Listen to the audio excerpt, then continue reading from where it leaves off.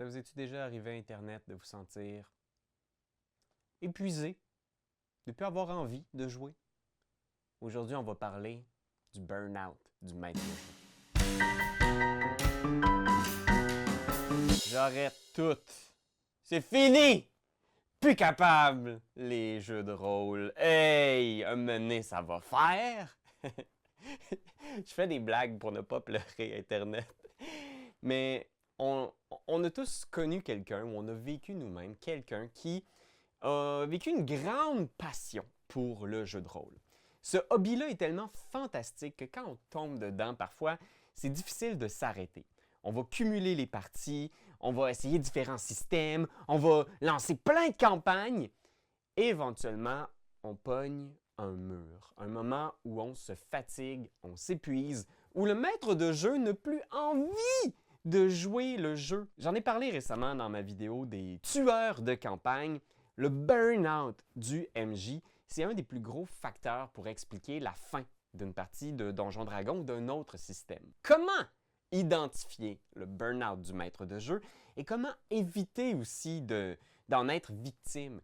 Parce que c'est normal, hein? Puis il n'y a pas de jugement aujourd'hui. Je pense que si, à la maison, tu comprends ce que j'explique, peut-être que tu vas t'identifier, tu vas faire comme « Oh, attends, peut-être que moi-même, je commence à être brûlé par le hobby. » Quelqu'un qui va vivre un burn-out de maître de jeu, la première chose qui va arriver, c'est on va sentir que le jeu devient de plus en plus une corvée. Parfois, c'est parce qu'on s'en met trop, on a trop de parties, on a peut-être trop d'ambition, et on va sentir graduellement que le jeu ne devient plus une façon de s'évader, mais devient un devoir, un travail. Ça, c'est un des signes avant-coureurs qu'on approche du burn-out.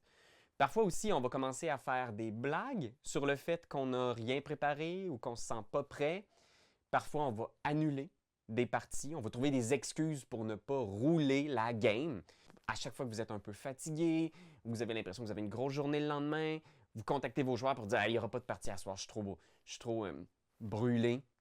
Ben, ça aussi, c'est un des facteurs qui peut vous avertir que vous êtes sur le point d'approcher le burn-out du MJ. Si vous finissez vos parties aussi plus rapidement, donc supposons que vous avez l'habitude de finir votre partie vers 10 heures le soir et que là, vous êtes comme « on va finir plus tôt aujourd'hui, je pense qu'on a atteint un bon point ». Si systématiquement, vous réalisez que vos parties finissent toujours de plus en plus rapidement, que vous avez des parties qui sont moins longues à haleine, bien, ça peut être aussi un des symptômes du burn-out. Puis, grosso modo aussi, le facteur qui va vraiment vous expliquer, c'est quand vous avez le goût de juste faire n'importe quoi, sauf jouer à un jeu de rôle. Ce qui peut être sain, je le rappelle, mais ça, c'est vraiment le moment clé, là, quand vous n'avez plus de plaisir à vous retrouver assis à la table pour jouer à votre jeu de rôle favori. Qu'est-ce qui peut expliquer le burn-out du MJ? Il y a plein de facteurs, mais je pense qu'on le comprend mal. Puis aujourd'hui, moi, je vais vous parler un peu de mes théories concernant le burn-out du MJ. On imagine souvent que le burn-out du MJ, c'est parce qu'on a trop joué. Puis qu'il faut faire attention, il ne faut pas trop jouer, il faut se donner des pauses, il faut faire autre chose parce que sinon on va tomber dans le burn-out du MJ.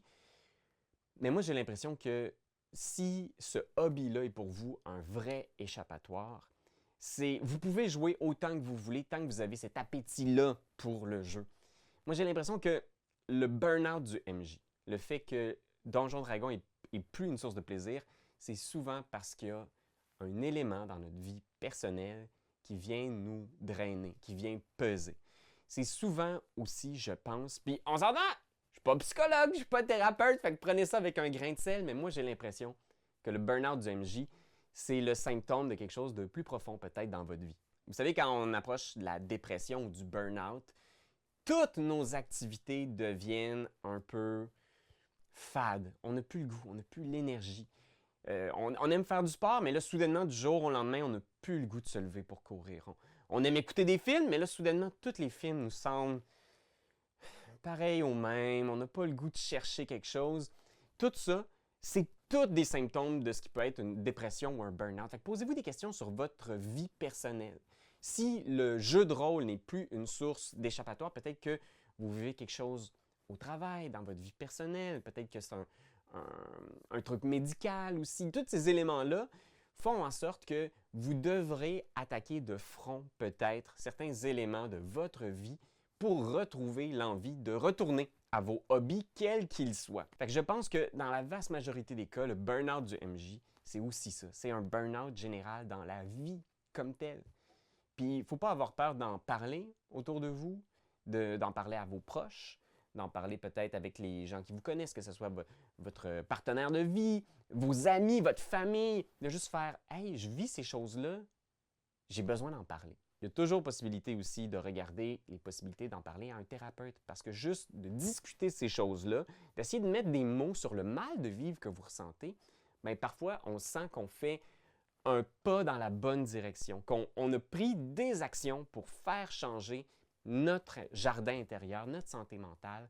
Fait que ça, moi, je vous invite à le faire. Si vous ressentez les symptômes d'un burn-out de MJ, posez-vous des questions, parlez-en autour de vous, puis de faire des démarches pour en discuter avec un professionnel ou avec votre entourage, c'est déjà un pas de géant dans la bonne direction. La deuxième chose aussi qui est vraiment souvent un facteur de pression qui peut expliquer le burn-out du MJ, c'est la préparation. Moi, j'ai parlé avec plein de gens au fil des années qui m'ont dit « Donjon Dragon, c'est le fun, mais je ne suis pas capable de jouer. C'est trop de travail. Il faut tout préparer, puis ça me prend tellement de temps à préparer mes parties que mes joueurs perdent courage. Ils sont comme « Coudonc, quand est-ce qu'on va jouer? C'est-tu prêt la game? » Puis je prépare.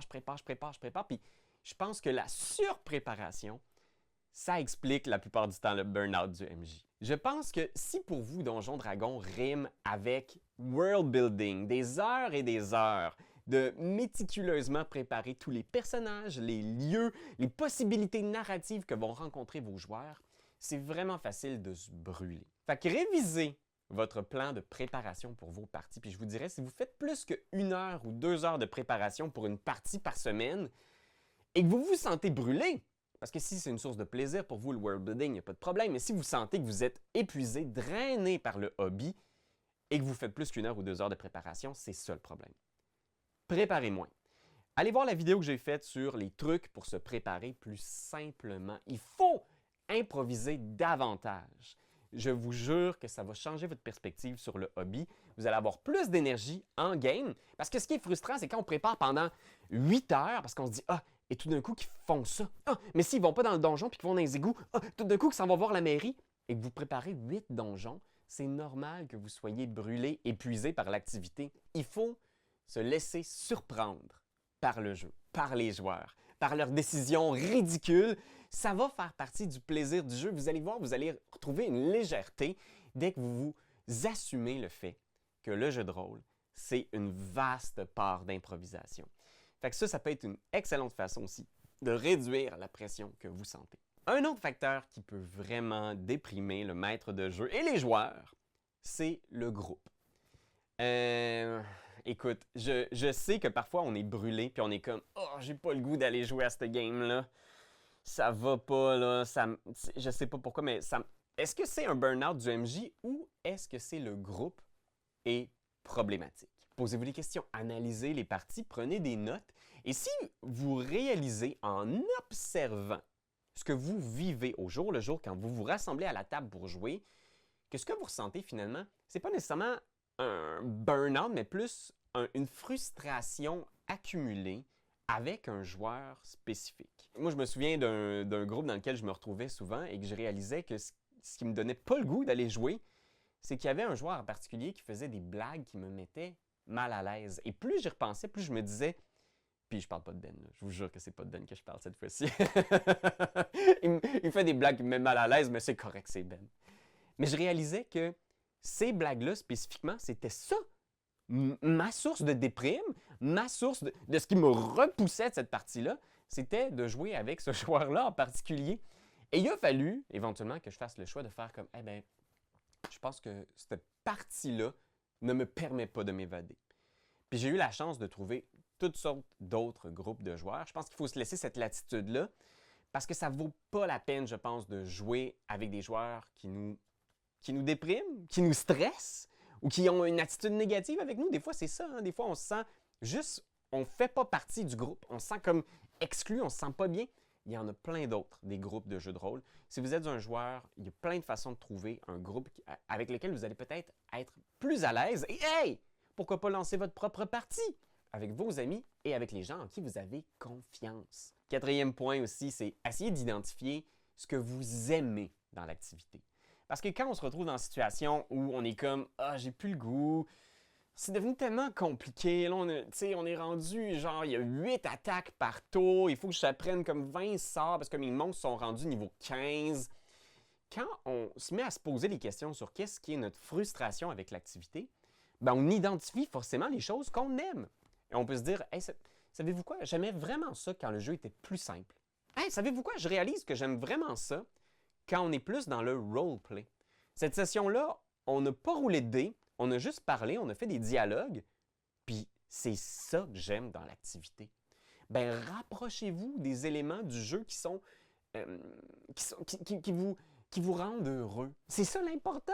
Puis c'est pas tous les éléments du jeu qui vont plaire à tous. Fait que si vous réalisez que vous allez lancer une partie d'un jeu de rôle qui est très axé sur le combat, mais que vous aimez le roleplay, il n'y a aucune honte à parler à vos joueurs et faire « Hey, je pense que je veux vraiment changer un peu le vibe de notre partie. Il va y avoir moins de combats, plus d'exploration, ou plus de roleplay, plus de puzzles, plus d'énigmes. » Ramenez le jeu à quelque chose qui vous plaît davantage.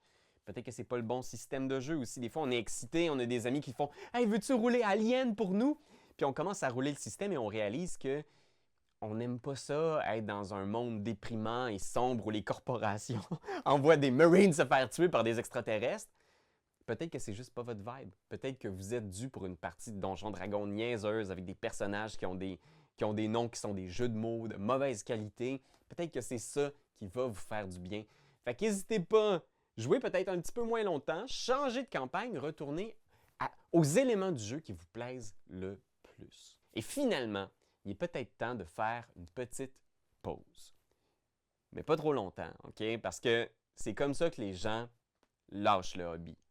Puis c'est pas grave, là, si vous sentez que Donjon Dragon ne répond plus à vos besoins, que vous avez besoin de sortir dehors, de faire du basketball, du ultimate frisbee, de rencontrer des gens, aller dans des bars, faites-le.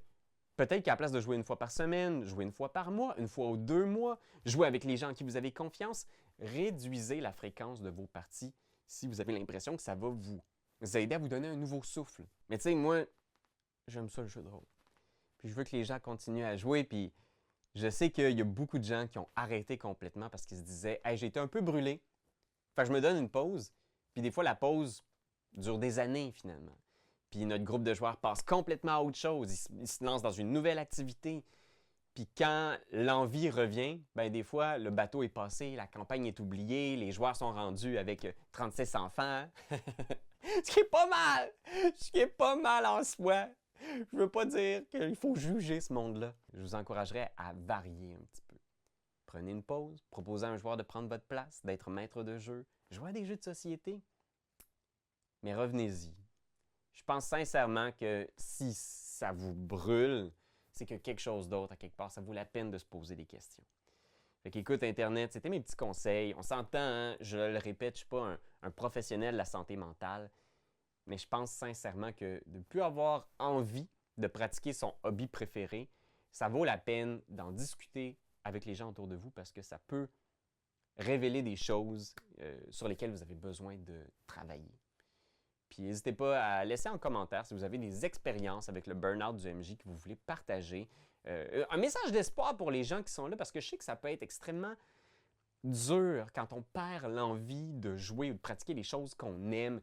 Fait que, on est là pour vous. Puis prenez soin de vous, Internet.